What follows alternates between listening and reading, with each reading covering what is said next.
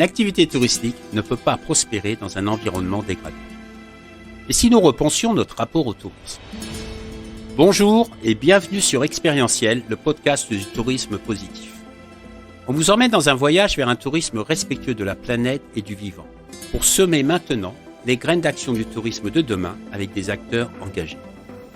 Je suis François Huet, pionnier du tourisme positif, avec une expérience internationale de direction d'hôtel, mais pas que. Je vous invite à faire une pause dans un endroit confortable et vous souhaite une très belle écoute. La première fois que j'ai découvert notre invité sur BFM TV Objectif Raison d'être, son charisme m'a impressionné. Fondateur d'Explora Project, la première agence de voyage à mission, j'ai voulu comprendre ce qu'animait Stanislas Gruot.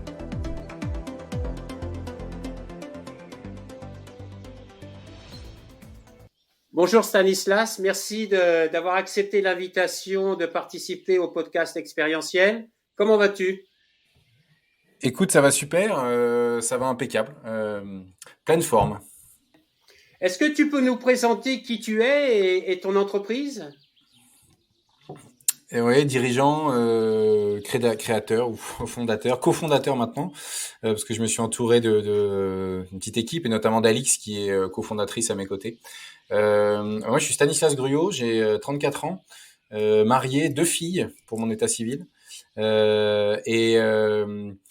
en effet, je suis diplômé de l'EDEC 2009, donc école de commerce, et ensuite, tout de suite après les études, je suis parti dans 9 ans de vie assez particulière parce que j'étais trader en actions et puis après en matières premières. J'ai démarré pour moi 2008-2009, donc on en parlait juste avant parce que ça a été un déclic pour ta vie aussi, François, mais la crise des subprimes et la chute de Lehman Brothers, etc. Moi, je suis rentré en salle de marché dans ces métiers-là à ce moment-là, donc c'était quand même très particulier. Et donc 9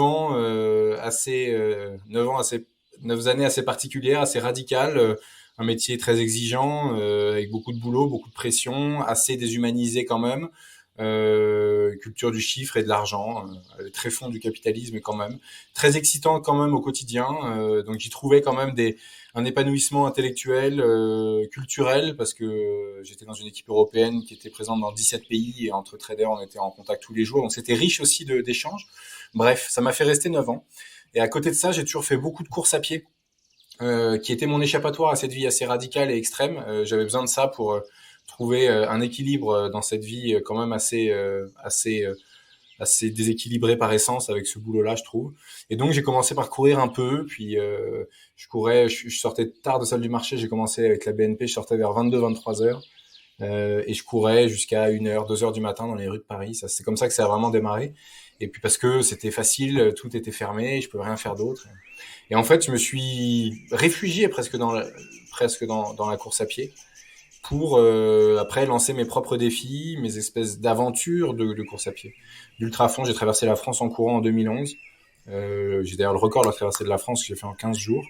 Et voilà, d'aventures comme ça, j'avais besoin de moments de vie un peu exceptionnels et extraordinaires dans une vie qui était sinon par ailleurs tout à fait ordinaire et classique. Et en fait, c'est là qu'est un peu né l'ADN d'Explora. C'était de dire, moi, je suis un type ordinaire, j'ai des moments de vie extraordinaires comme la traversée de la France en courant qui m'a complètement transformé. Et j'aimerais bien que d'autres personnes puissent vivre des expériences fortes comme ça, mais eux, c'est pas forcément la course à pied, ça peut être plein d'autres choses. Et j'ai fait une petite étude avec des juniors entreprises de l'école dans laquelle j'étais. Et je me suis rendu compte qu'en fait, 80% de l'échantillon avait des rêves et des projets et des envies d'expériences, de voyages d'une vie qui étaient assez systématiquement des aventures, des traversées de A à B, des transats, des tours du monde, des Seven Summits, des traversées de la Mongolie à cheval, de l'Argentine, des US en vélo, en moto, que sais-je. Je m'étais dit, ces projets-là, ce projet d'une vie, c'est pas vraiment, c'est cette espèce de quatrième pied au tabouret pour être tout à fait équilibré. Il y a le boulot, la famille, les amis, et il y a quand même ces fantasmes, ces projets, ces moyen terme et long terme, et j'aimerais créer une entreprise qui aide les gens à réaliser ces rêves-là.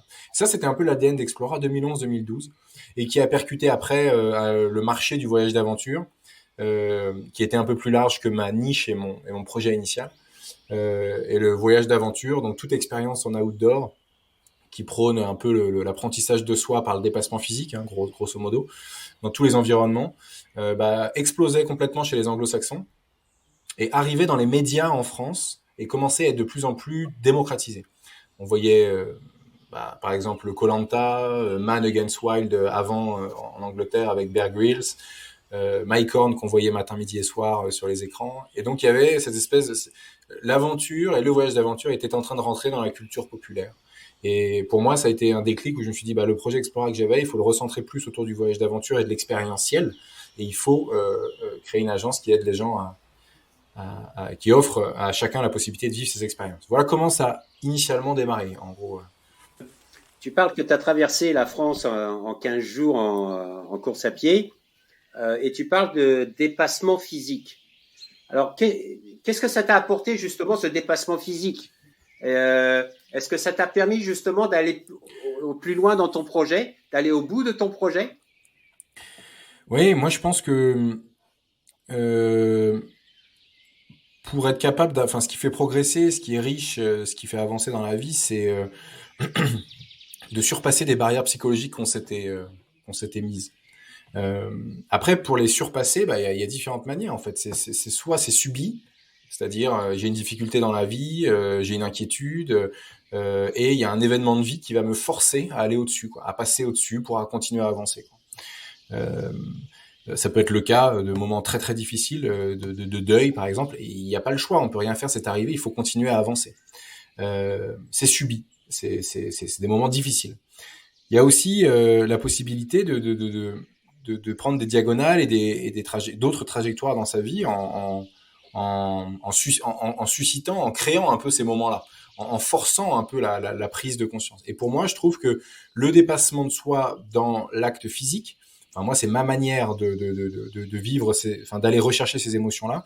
Ce sont des moments quand je suis dans ces états de détresse physique où finalement j'ai l'impression de laver un peu mon cerveau de toutes les fioritures du quotidien, et je suis complètement moi-même en connexion avec mon corps et beaucoup plus à l'aise pour prendre des décisions, pour prendre du recul sur ma vie.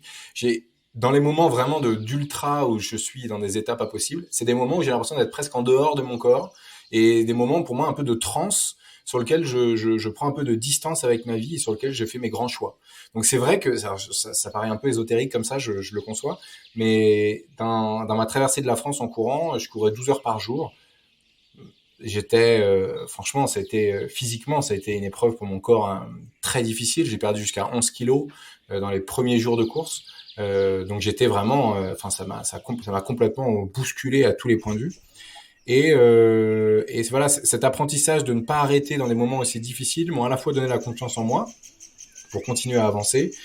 Et c'est un moment où je me suis dit, je suis en train de vivre quelque chose de tellement fort que je souhaiterais que ma vie soit davantage nourrie de moments comme ça. Donc j'aimerais créer des rendez-vous dans ma vie où je peux me retrouver moi et mon âme, moi et avoir du recul sur les choses comme ça, et ne pas être englué dans le train-train du quotidien. Donc moi, mon échappatoire à ce train-train du quotidien, à ce métro boulot dodo, à cette incapacité à se projeter et à dépasser ses craintes, moi c'est grâce à la course à pied et cet état dans lequel je me mettais avec mes ultra-fonds, mes aventures et mes explorations, que j'ai été capable de l'atteindre. Il y en a d'autres autour de moi, ça c'est mon histoire personnelle, mais il y en a d'autres autour de moi qui sont capables d'atteindre ces moments-là et ces espèces d'états de grâce, de prise de décision, de confiance, par la méditation ou par d'autres moyens que le dépassement physique. Mais moi, disons que ça a été mon expérience à moi. Et ça le reste aujourd'hui d'ailleurs. Est-ce que les clients d'Explora Project ont le même état d'esprit ou ils recherchent autre chose aussi? Cette reconnexion avec la nature, peut-être une prise de recul aussi? C'est vrai qu'il y a, à nouveau, ça c'est mon histoire, elle était sur le biais du dépassement de soi physique, qui est quand même une dynamique qui est un peu auto-centrée quand même. Mais je fais l'effort et j'ai enrichi l'équipe de points de vue aussi différents. Je fais l'effort de concevoir que il y a d'autres manières d'atteindre ces états-là et notamment par la méditation et par des choses qui sont moins physiques. Donc grosso modo, la projection initiale de nos clients, elle a été construite un peu autour de ma personne parce que c'est ce que je connaissais. Donc c'était souvent des projets en effet assez physiques, engagés, des expéditions difficiles parce que c'était ma manière d'en apprendre sur moi-même. Et puis on va dire que la pyramide s'est élargie par le bas pour avoir aujourd'hui des produits qui sont beaucoup plus mainstream ou beaucoup plus accessibles physiquement et dont certains vont favoriser presque uniquement le dépassement de soi psychique et pas nécessairement physique. Donc aujourd'hui, je dirais qu'on essaye d'être plus sur nos deux pieds entre le physique et le psychique. Mais au tout début de l'histoire, il y avait un tropisme lié à mon histoire qui était quand même très très physique. Ouais. On vit tous une situation plutôt exceptionnelle, atypique. Justement, ce dépassement physique et cette résilience que tu as pu développer, comment ça te sert aujourd'hui? Alors, oui, c'est une bonne question, François, parce que c'est vrai que euh, je me suis retrouvé là dans les 12 derniers mois, dans des moments où je me suis senti un peu, en effet, euh, un peu oppressé par la difficulté, par les difficultés et les contraintes du moment qui venaient de toutes parts, quoi. Dans une boîte dans le tourisme, quand les frontières sont fermées, quand on est confiné chez soi et qu'il y a l'interdiction de se déplacer, je te fais pas de dessin, c'est compliqué, quoi. Donc, on s'est senti un peu acculé et dans cette nécessité de trouver vite des solutions. Je pense, acquis par mes expériences de course à pied, une confiance dans ma capacité à rebondir et à ne pas baisser les bras et à toujours trouver des solutions jusqu'au bout qui enfin, je suis pas inquiet du fait d'y arriver. Mon inquiétude, elle était dans ma capacité à transmettre cette énergie, cette même énergie dans l'équipe, parce que je suis pas tout seul. Explora, on est 15. Donc moi, Explora, c'est pas moi, hein. Moi, je suis un parmi. Et je vais même être tout à fait honnête, en opérationnel pur, au quotidien, je pense que si je suis malade, Explora tourne toujours, hein. Moi, je suis aujourd'hui dans un rôle de vision et de recherche de financement, par exemple, ou de communication extérieure. Et interne aussi pour insuffler justement mes valeurs et la dynamique que je veux pour la boîte. Et donc ça, c'était le premier effort. Et ça, c'était plus compliqué parce qu'en fait, il faut être capable de jouer sur ou de comprendre les mécanismes des gens de l'équipe qui sont pas forcément les mêmes ressorts et les mêmes mécanismes que les miens, qui suis moi très dans la compétition, on va y arriver, on va être en haut du panier, on va être les premiers, voilà, cette culture de la réussite, de la gagne un peu à l'américaine. Il y en a qui sont pas du tout là-dedans et qui sont justement qui sont plus en retrait, qui ont besoin de plus de temps pour mûrir les choses, moins extravertis, qui dans un brainstorming lèvent pas la main tout de suite. Et donc en fait, il a fallu pour moi que je puisse peut-être après 8 ou 9 années de vie qui ont mis un peu un couvercle sur les relations humaines, sur le fait que la bonne décision, c'est la décision qui se prend le plus vite possible, sur le fait que les conséquences de ces décisions sont anéanties par les bons résultats des décisions d'après. Donc en fait, on est dans un rouleau compresseur permanent où on se retourne pas sur les choses, on se retourne pas sur ce qui s'est passé. On se dit, en fait, peu importe si t'as pas fait le budget l'année dernière, si tu fais 2 fois le budget l'année prochaine, on a tout oublié. Donc en fait, on est une espèce de redite permanente. Moi, m'avait pas vraiment aidé à mieux comprendre les dynamiques et le mode de fonctionnement et de conviction des personnes autour de moi. Donc ça a été la vraie difficulté. Donc j'ai juste eu à écouter, quoi. Voilà, me taire, écouter les inquiétudes des gens de l'équipe et pour essayer de pivoter pendant cette période compliquée de Covid et d'essayer de faire de cette difficulté une opportunité. Ça veut dire papier crayon, qui on est vraiment, qu'est-ce qu'on veut apporter au marché, enfin se reposer les questions qu'on se pose quand on crée une boîte en fait. Pourquoi est-ce que ma solution va répondre à un problème majeur que les gens ont? Et c'est vrai que pour reboucler avec ce que tu disais dans la question, enfin avec les éléments que tu reprenais dans ta question, le Covid, ça a été un catalyseur de beaucoup de questionnements. Ça a été un moment qui a accéléré un processus qu'on avait tous en tête, qui a finalement, ça a fait maturer notre marché du voyage d'aventure de plusieurs années en quelques mois seulement, parce qu'en fait, la triple dynamique de la nécessité de se dépasser et de se reconnecter à ses émotions, de vivre des choses pour soi, fortes et riches, dans un quotidien qui était devenu un peu plat. Bah, ça, c'était une des grosses briques. La deuxième brique, c'était me reconnecter à la nature. Bah, je suis enfermé entre 4 murs, hein, mais au secours, donnez-moi de la nature. Et troisième brique, je veux consommer des marques qui ont du sens et qui ont un purpose, quoi, en anglais, qui font avancer le schmilblick, quoi. Donc pendant de nombreuses années, et depuis longtemps maintenant, c'était sur le bio et sur la nourriture, l'alimentaire. Après, c'était les fringues, l'industrie du vêtement. Maintenant, c'est aussi sur le voyage. Et maintenant, ça a gagné d'ailleurs tout ce qu'on achète. Les gens, quand ils prennent leur carte, ils se disent, mais là, je suis en train de donner de l'argent à une boîte dont la mission est quoi, en fait. Et ça, je crois que c'est vachement important. Donc, en gros, si tu veux, au carrefour de ces trois dynamiques sociétales qu'on a vécues en 2020, il se trouve qu'il y avait Explora. Donc, on s'est retrouvé au bon moment, au bon endroit, avec le bon produit. Et notre communauté est passée sur notre plateforme. Hein. Je parle même pas des followers sur les réseaux. Je parle vraiment de ceux qui se sont logués, qui se sont créés un profil sur la plateforme pour suivre nos aventures et s'inscrire.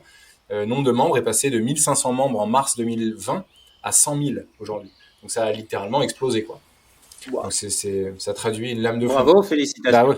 Merci. Je dois avouer qu'on est les premiers surpris. Hein. On savait qu'on avait un produit que ça allait fonctionner, mais dans une telle ampleur, on est les premiers, les premiers surpris.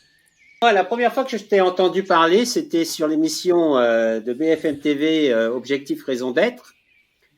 Je suppose que tu as une raison d'être et je voulais savoir si cette raison d'être, justement, dans la période qu'on vit actuellement, est-ce que tu t'es senti obligé de la redéfinir avec tes équipes ou est-ce qu'elle est restée la même et justement, elle a vraiment été un point d'ancrage pour pouvoir continuer à avancer? Oui, tu as tout à fait raison. Oui et non. Alors non parce qu'on n'en avait pas quand je suis passé sur le plateau de Objectif Raison d'être. J'étais challenger de la raison d'être de Pierre et Vacances, groupe Pierre et Vacances Center Park qui était en face de moi et que je devais challenger dans sa démarche justement. Enfin, c'était mon rôle cette émission. Mais et puis on n'a aucune leçon à donner. Moi, pendant 4/5 de ma vie, très honnêtement, j'ai pas eu un peu que faire de l'environnement. Enfin, c'était pas un sujet que j'avais dans ma tête tous les jours, quoi. Une vie normale, on consommait, je prenais la bagnole, l'avion, on a fait des voyages en famille un peu loin. C'était pas dans la culture il y a 10 ou 15 ans, pas du tout aussi fort que maintenant. Donc j'ai pas de leçon à donner. Mais en l'occurrence, on a une raison d'être aujourd'hui. On est la première agence de voyage française à mission depuis octobre dernier. Et cette émission a en effet fait émerger ça chez moi. Ça c'est sûr. Et donc notre raison d'être, c'est la suivante, c'est de devenir l'acteur engagé du tourisme d'aventure qui offre au plus grand nombre une expérience de voyage à impact positif pour l'homme et l'environnement. Donc il y a trois notions là-dedans. Et oui, c'est une encre. Oui, c'est ce qu'on a inscrit dans nos statuts pour resituer le but d'une mission quand même. C'est-à-dire que notre but sur notre cabis de société, c'est de répondre à cette mission-là.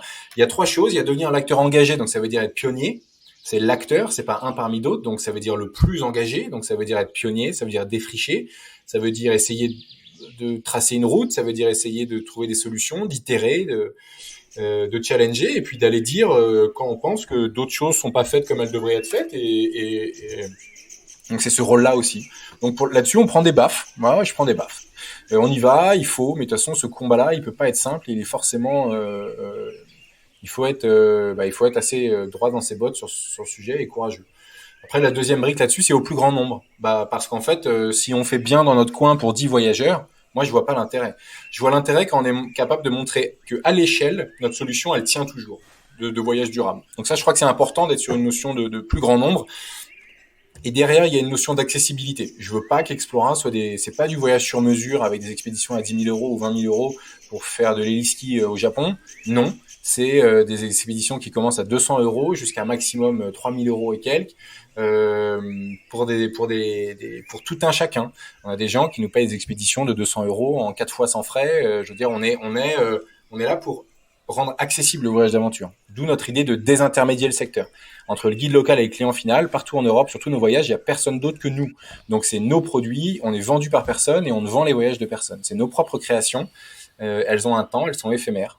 On les propose un certain nombre de fois pour pas surexploiter un endroit de la planète justement.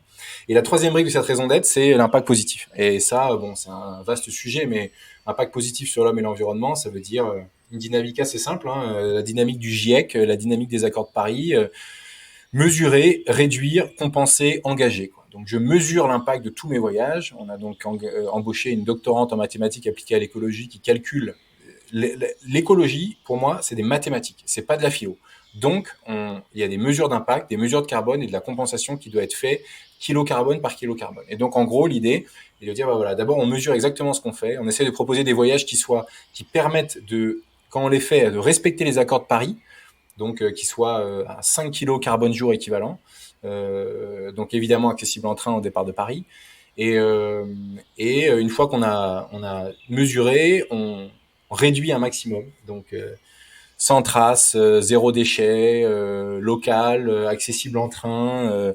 La liste est longue dans des hébergements qui soient high carbone performance, avec du matériel qui est pas acheté mais qui est recyclé ou loué. Enfin bref, énormément de tout ça est disponible sur notre site, dans notre lettre d'engagement responsable. Et puis ensuite après, une fois qu'on a mesuré, une fois qu'on a réduit son impact, et bien le résiduel aussi petit qui puisse être, et ben on le compense avec des actions diverses. Difficile de passer à côté de la plantation d'arbres, qui permet quand même de bien mesurer l'impact et de complètement neutraliser l'impact résiduel. Et puis à côté, plein d'autres actions. À nouveau, c'est pas ouvrir trop de parenthèses, mais on a lancé Exploracare, qui est une association d'utilité publique, qui est un peu le bras armé, on va dire, de nos engagements et de nos valeurs. On voulait une brique qui soit vraiment détachée d'Explora Project pour pas faire de mélange des genres et pour que tout soit clair et bien dans chaque boîte. Exploracare qui soutient la bourse aux explorateurs, la bourse climat, où on va financer des programmes de recherche pour faire avancer justement la recherche climatique et les solutions. Donc on essaie aussi d'être, que ce soit pas du greenwashing, que ce soit pas du bullshit, que ce soit notre mission, que notre organigramme soit structuré autour de ça, et de se donner les moyens et le financement comme priorité pour atteindre cet objectif-là. C'est excitant, non? Ça va, les journées sont bien remplies. Oui, on s'ennuie pas. Bon, heureusement, à nouveau, je suis pas tout seul. On est une quinzaine. Mais oui, en fait, tout ça, ça doit infuser dans l'entreprise. En fait, pour que ce soit vrai, il faut que ce soit là à tous les niveaux de l'entreprise et que cette mission-là, chacun dans l'entreprise ait compris en comment elle s'appliquait à elle-même au quotidien. Et donc ça, c'est vachement important. Donc faire cascader cette mission-là. Et c'est même pas faire cascader, c'est même pas que du top-down, hein, c'est aussi du bottom-up. C'est comment est-ce que les participants, enfin comment est-ce que et les participants et les membres de la team Explora ici ont envie d'écrire cette raison d'être, écrire les missions, et ça on a construit ça ensemble.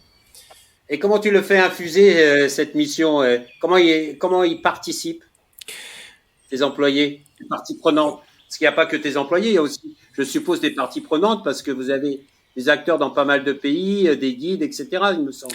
Oui, c'est pas facile. J'ai pas de recette miracle. Je peux te dire ce qu'on fait. Je sais pas si ça suffit. Et de toute façon, c'est un travail dynamique, tu vois. Ça doit être une infusion perpétuelle, quoi. Donc nous, ce qu'on fait, en tout cas, c'est qu'on déjà au moment de l'onboarding ou du recrutement, ou quel que soit le mot, de n'importe qui de la famille Explora, j'entends notre team d'ambassadeurs, d'aventuriers et d'aventurières un peu pro, nos guides explorateurs donc les ambassadeurs, ils sont une vingtaine, les guides explorateurs, ils sont une centaine, et dans l'équipe, on est 15. Donc là, ça fait quand même ça fait à peu près 150 personnes. Ça, c'est ce qu'on appelle la Explora Family. C'est vraiment le cœur du réacteur, ceux qui font les produits, qui le vivent et qui l'incarnent. Et bien, auprès de cette famille-là, ce qu'on fait, c'est qu'on a des grands rassemblements tous les 6 mois où on se retrouve, avant en physique, maintenant en virtuel, où moi je leur partage avec l'équipe, on leur partage les avancées, la vision, où on en est, ce qu'on veut faire, pourquoi est-ce qu'on a levé des fonds, à quoi ça va servir exactement, quel but on veut atteindre, leur expliquer la raison d'être, et puis derrière la raison d'être, elle est si les auditeurs vont sur notre site, ils verront que tu vois, derrière cette raison d'être, tu as 3-4 missions principales. Derrière ces 3 missions, tu as 15 ou 16 objectifs chiffrés, précis. Donc en gros, c'est rentrer dans le détail, expliquer où on veut aller. Donc en fait, c'est donner de la vision, quoi. Et pas de la vision à 2 mois, de la vision à 5 ans. Et moi, dans 5 ans, je veux qu'Explora, ce soit ça, quoi. Je veux que dans 3 ans, ce soit ça, dans 2 ans, ce soit ça. Donc l'objectif intermédiaire, c'est que dans 1 an, ce soit ça. Et donc, ce trimestre-là, voilà ce qu'on veut atteindre. Et voilà, toi qui m'écoutes, tes objectifs pour le trimestre. En gros, c'est être capable de partir d'une vision inspirante et de la cascader dans des to-do list et des objectifs précis et chiffrés individuels. Et là, Donc là, c'est pas du vent parce que et c'est pas imprécis et c'est pas et la vision est incarnée et se ressent dans chaque action du quotidien. Donc c'est expliquer, montrer la vision et après c'est faire participer quoi. Donc du coup si c'est à nouveau pour que c'est faire participer, c'est engager, c'est faire des ateliers, c'est faire des workshops, c'est laisser la parole, c'est faire des idéatons, des brainstorming sessions, des moments où voilà on laisse à chacun la possibilité d'aller au-delà des compétences ou de l'expertise ou de la mission qui est celle de sa place sur l'organigramme, c'est de lui dire bah ouais toi t'es stagiaire, tu viens d'arriver, mais si tu as quelque chose à dire et que tu veux participer et t'impliquer sur une des missions de la démarche responsable, bah vas-y, prends les rênes, c'est parti quoi. En gros c'est décloisonner quoi, décloisonner l'organigramme, décloisonner les missions et, euh, et ça fait émerger des choses, ça engage, ça rend plus libre et donc quand les actes sont plus libres les pensées le sont aussi. Hein. C'est rarement avec des chaînes aux pieds qu'on est créatif. Plus cohérent, est-ce que ça t'aide justement dans ton alignement personnel? Bah, en tout cas, cette nouvelle vie d'Explora, c'est sûr, j'ai l'impression qu'elle elle nourrit énormément de choses et énormément de carences que j'avais eues de la décennie précédente, on va dire. Mais j'ai pas envie de tirer à boulet ouvert sur cette vie d'avant parce qu'elle m'a permis aussi de lancer Explora par une capacité à prendre des décisions rapidement, à avoir confiance en moi, à être structuré dans ma manière de manager, de fixer des objectifs, à supporter la pression, etc. Donc ça, je crois que ça a été à me faire comprendre le monde. Enfin, quand tu es en trading de matières premières et bah, tu dois comprendre la planète, quoi, comment ça marche, qui achète, pour combien, les lois, les taxes, tout, la qualité des produits, ce que les gens mangent, enfin du champ à l'assiette, il y a beaucoup de choses, beaucoup de politiques, beaucoup de taxes douanières, beaucoup de réformes, beaucoup de devises, on doit comprendre le monde. Donc ça, c'était super riche à ce niveau-là. Et aujourd'hui, j'ai pas l'impression d'avoir eu, et ce qui est le blocage de beaucoup d'entrepreneurs avant de se lancer, ils sont en dehors de l'entreprise. Pour eux, ils se retrouveraient en tout cas en dehors de leur salariat. Et du coup, c'est no man's land. Ils connaissent pas les acteurs, qui peut les aider, comment aller chercher du financement, quel type de financement il y a, à quoi sert une banque, à quoi sert un fonds d'investissement, le prêt, l'emprunt, le don, la levée de fonds, tout ça est mélangé dans leur esprit, quoi. Tu vois, en gros. Et je crois qu'aussi de savoir qui fait quoi, dans quel timing, sur quelle ficelle tirer pour avoir pour actionner quel seau d'eau. Ça, je crois qu'aussi, ça m'a vachement aidé. Donc bref, en tout cas, aujourd'hui, je me sens carrément aligné. J'ai pas l'impression que je me sens aligné, disons, ma vie et la mission d'Explora et mon quotidien et ma famille aussi. Et on vit ça collectivement, quoi. Donc, ouais, c'est sûr, là, aujourd'hui, je me sens assez apaisé là-dessus. Ouais. Comment tu imagines le tourisme d'ici 20 ans? Il ressemblerait à quoi? Tourisme d'ici 20 ans, tout ce qui subsiste dans le temps, pour moi, doit nécessairement faire la part belle aux producteurs. C'est-à-dire qu'en gros, je trouve qu'on a vécu plusieurs décennies où finalement l'objectif était mis sur l'accessibilité avec du digital, où en fait, peu importe le producteur, le créateur de valeur, le plus important, c'était d'avoir accès aux consommateurs.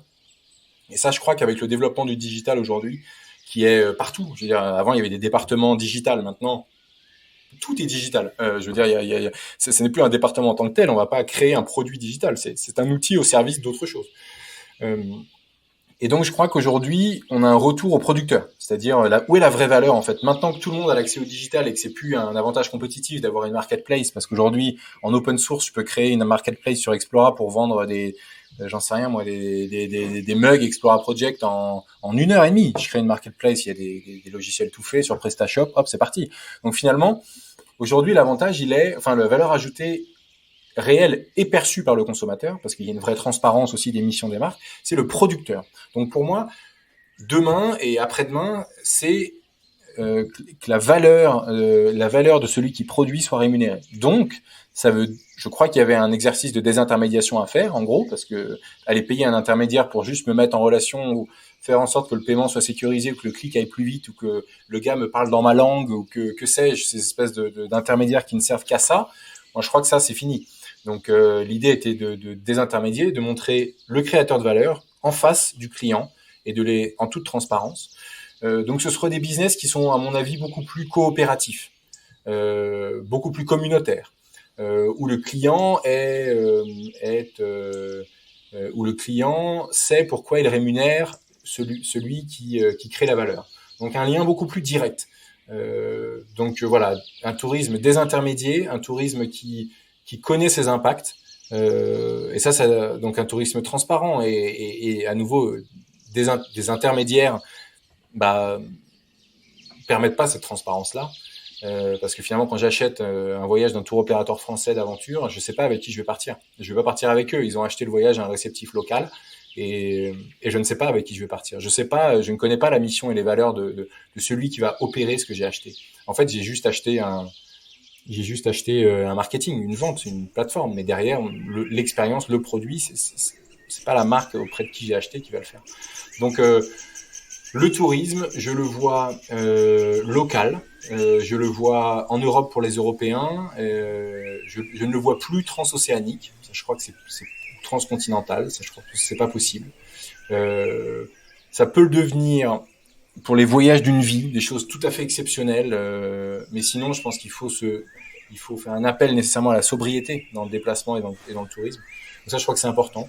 Un déploiement d'Explora par exemple, pour moi, si on devait aller à l'international, ce serait un modèle multilocal. C'est-à-dire, en gros, on créerait un bureau américain ou canadien pour faire voyager les Américains ou les Canadiens sur leur continent. Mais pas pour envoyer des Français faire du kite à Bali ou à Rio. Ça, pour moi, c'est fini, ça. Donc, ceux qui pensent que c'est pas fini et qui peuvent se permettre, on est en plein dans un des problèmes des mouvements écologiques et c'est que voilà, ceux qui ont l'argent peuvent se permettre de ne pas respecter parce qu'ils payent, ils compensent, ils s'en foutent et il y a une espèce d'impunité vis-à-vis de cette réalité-là. Donc multilocal, un tourisme multilocal, un tourisme de moyen courrier, parce que je crois quand même qu'il faut sortir de son précaré pour respecter l'environnement. Il faut quand même connaître le monde un peu, donc je vois quand même une richesse dans le voyage. Je suis pas un anti-avion par exemple, mais je pense que sur du moyen courrier espacé de manière responsable, c'est-à-dire au moins tous les 18 à 24 mois, ça fait sens. On peut encore respecter les accords de Paris si on fait attention dans le reste de sa vie, avec sa consommation de viande et puis la manière dont ses achats, ses déplacements, etc. Donc voilà, durable, multilocal, désintermédié, transparent. Merci. Pour conclure cette interview, je pose toujours une question à mes invités. Qu'est-ce qui te met la banane? Alors d'habitude, je leur dis le matin quand on se lève, mais toi, on va changer un peu aujourd'hui. À la fin de la journée, tu rentres chez toi. Qu'est-ce qui te met la banane? Déjà, c'est de voir mon cercle proche avec la banane. C'est-à-dire que nos actions au quotidien, donc je parle des salariés d'Explora ici dans la team ou à la maison, soient heureux de la dynamique et du mouvement qui est en marche et qu'on est en train de mettre en marche et qui avance et que eux soient rassurés sur l'avenir par rapport à ça, qu'ils aient l'impression qu'on apporte des solutions. Voilà, ça me rend heureux. En fait, de redonner un peu de confiance en demain dans un univers dans un contexte qui était quand même assez gris et assez brumeux à bien des égards. Donc d'apporter ce rayon de soleil là, dire là il y a une solution, on tient un truc là. On tient un truc et comme on est engagé, comme on se donne les moyens de nos ambitions, ce truc là, ce rayon, on peut le rendre plus grand que ça et on peut être capable de transformer un peu notre secteur, etc. L'impression d'avoir dénoué des problèmes. Des gars qui me disent tu peux pas faire du durable et faire de l'avion, ça a aucun sens. Tu peux pas dire que t'es durable et faire du travel. Faut arrêter de voyager. Mais en même temps, je dis, mais non, faut pas arrêter de voyager parce que le voyage a des vertus qui dépassent le moment du voyage, qui changent les gens. Le voyageur change le voyageur, tu changeras son regard sur sa vie, il prendra la hauteur sur le monde. Le voyage, c'est un point de contact avec tout ce qui fait notre impact carbone au quotidien. Un voyage, c'est du transport, du matos, de l'hébergement, de la nourriture, des activités. Je veux dire, si on fait prendre aux consommateurs, aux voyageurs, conscience que ces impacts au quotidien sont dans toutes ces sphères-là et qu'on lui donne des bonnes pratiques, et bien quand il rentrera chez lui de cette expérience, il sera différent. En fait. Et ça, on en a cruellement besoin parce qu'il est ensuite ambassadeur de ce combat-là qui est le seul combat de notre siècle en fait. Donc Je crois que ça me nourrit d'espoir. Donc ce serait nos avancées sur ce créneau-là, des avancées structurées, on a l'impression d'avancer par marche, tu vois, et dès qu'on a construit une marche, on sait qu'on reviendra pas en arrière, qu'on a compris que c'est cohérent, que c'est acté, et on avance. Et cette progression-là, elle est vraiment grisante et excitante.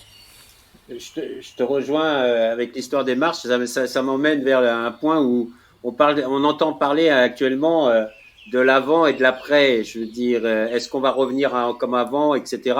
Mais on peut pas revenir comme avant parce que ça s'appelle l'évolution. Je veux dire, moi j'ai 57 ans, j'aurais plus jamais 20 ans. C'est la vie, c'est l'évolution de la vie. Et il faut qu'on l'accepte. Ce qui a été vécu dans le passé n'existera pas dans le futur. Faut l'espérer, ça va évoluer, les choses vont changer. Donc ça, c'est très important.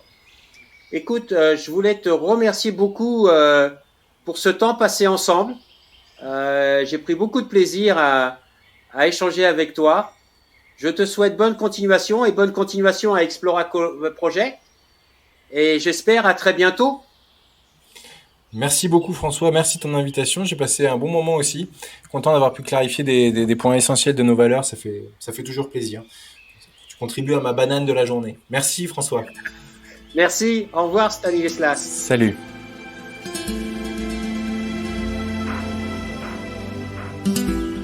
Voilà la fin de notre voyage du jour.